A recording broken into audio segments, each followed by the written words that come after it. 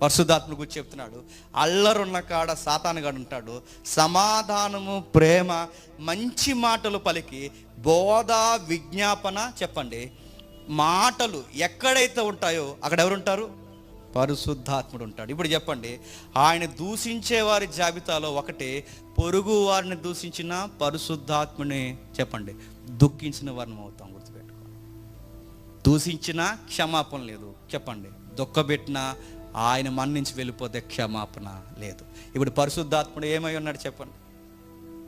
ఈ వారంలో మనం నేర్చుకున్నది, లాస్ట్ వీక్ మనం నేర్చుకున్నాం, దేవుని చట్టాన్ని ఎలా పాటించాలో, దేవుని చట్టాన్ని ఎలా పాటించాలో మనకు నేర్పించే లీగల్ అసిస్టెంట్, అడ్వైజర్, అడ్వకేట్ పరిశుద్ధాత్మ దేవుడు. ఈ వారం మనం చూసుకున్నాం పరిశుద్ధాత్ముడు ఏమై ఉన్నాడు. మాట్లాడతాడు, చెప్పండి. విజ్ఞాపన చేస్తాడు, చెప్పండి. బోధిస్తాడు. ఇంకా ఏం చేస్తాడు? అందరినీ ప్రేమించాడు.